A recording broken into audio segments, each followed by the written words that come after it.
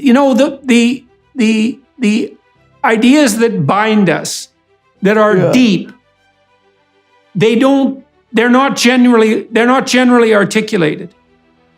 And so when they're challenged, those who hold them have no idea what to say. And like, here's another example.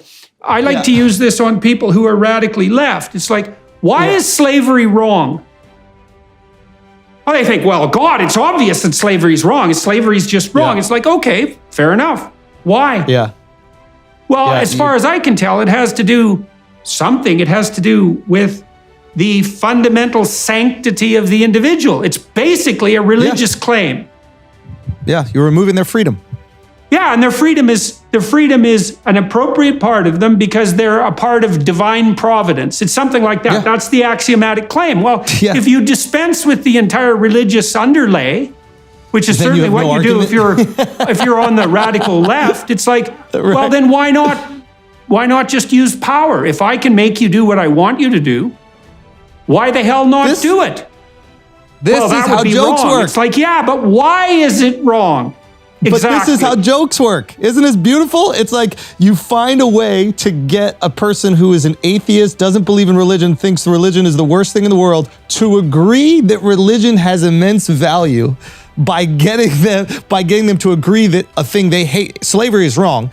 And then you attach why slavery is wrong to the thing that they also think is wrong. And now they have to choose one or the other. Getting a good night's sleep is one of the most important things you could do for your health. Just like your diet and exercise routine are unique to your body's needs, so are your sleeping habits. That's why Helix Sleep provides tailored mattresses based on your unique sleep preferences. Myself and a bunch of us here at The Daily Wire have tried Helix Sleep mattresses. I gotta tell you, once you switch over from your store-bought mattress to the Helix Sleep mattress, there is no going back. The Helix lineup includes 14 mattresses, each designed for specific sleep positions and preferences. They've got side sleeper models with memory foam layers offering optimal pressure relief. Stomach and back sleeper models feature a more responsive foam to cradle and support your body. Plus, Helix mattresses offer enhanced cooling features to keep you from overheating at night. Don't compromise on comfort. Take the Helix Sleep Quiz and find your perfect mattress in under 2 minutes. Helix mattress ships straight to your door free of charge. Try it for 100 nights risk-free. Go to helixsleep.com/Jordan, take the Helix Sleep Quiz, and get up to $200 off your mattress order, plus 2 free pillows. That's helixsleep.com/Jordan for $200 off all mattress orders and 2 free pillows. And that's not a hard choice, religion or slavery. Great. Why did you just compare that to a joke? I think you're right, but why did that connection occur for you? Because you're making people choose. Well, for me, that's how I would enter anything. I would go, okay, there's a person who is not religious. Or we can even use let's person who's not religious. I would like to convince that person that religion is valuable, right? So, and I have bits that I've done about this, right? So what do they hold true? What are their other values? Maybe they're very liberal. Maybe they don't believe in, I don't think you have to be liberal to not believe in slavery. We should all not believe in slavery. But here's another thing that they would hold true. They disagree with slavery. Okay, now if I believe that the reason why man has the right to their I guess, independence and their freedom is because I'm a God-made individual and God would never make somebody chained, then that person has to accept that God is the reason why slavery is wrong, and therefore has to agree. There is something definitely there, because a punchline. So there's a whole line of psychological. We need a punchline still. Yeah, we need a punchline still, but that's a premise. Right. Yeah. Right. The punchline is what drives it home. And one of the things that I have found, I think that what I do on stage is most analogous to what stand-up comedians do.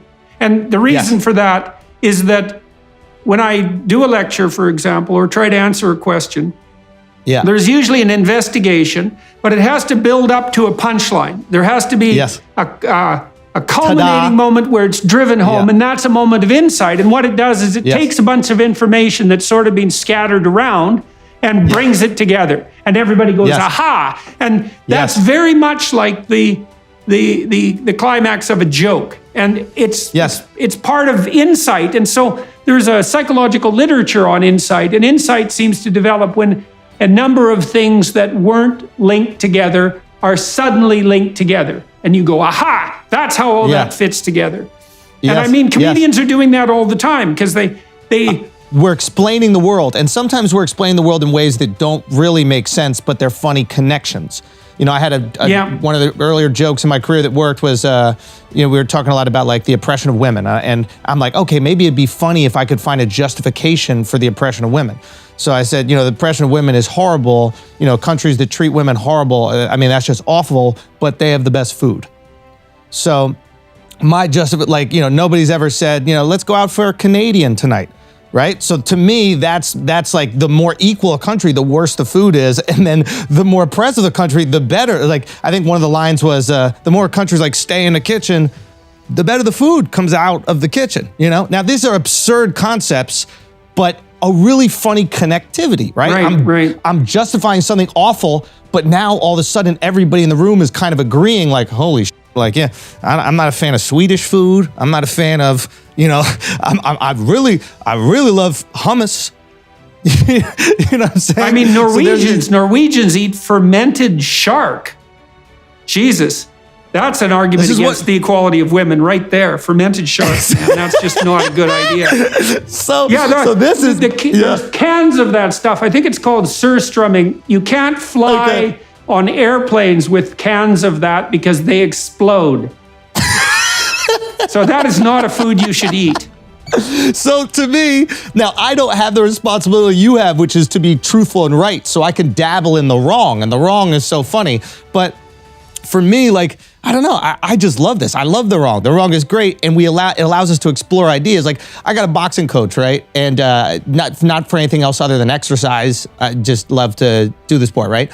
But and he's from Egypt, and he was speaking to me in Egyptian Arabic, and I thought that like curse words are a great way of organizing a society's hierarchy in values, like the different curse words that they use, right? And he was telling me, he'll call me different curse words. He called me mitnaka, right? Which means prostitute. Sorry. Mitnaka means a slut, actually, for lack of a better word. And then he goes, sharmuta, he calls me, which means prostitute. He goes, now listen, outside of here, don't say mitnaka to anybody. That is a horrible word. Okay, you cannot say that. Do not, he's basically, don't call anybody a slut. He goes, you can call people sharmuta, that's not that bad. I go, wait, you're saying slut is worse than prostitute? And he goes, well, sometimes you have to for money, that makes sense. But just for pleasure, what is wrong with you? Go your boyfriend or something. And I thought it was like such a beautiful look into culture. You know what I'm saying? Like there are dire circumstances that made it more reasonable to have sex for money because you needed money to survive, maybe you needed to help your family, and that was forgiven culturally. In this, it was like understood. It was like, you don't want to do that, but at least you're doing it to support your family. Yeah, well, the curse words always touch on taboos, right? And so taboos would be the worst thing in a society. In Quebec, all the curse words are church related. Tabernacle. Yeah, exactly. How do you know that? Why do you know that? It's my job to know these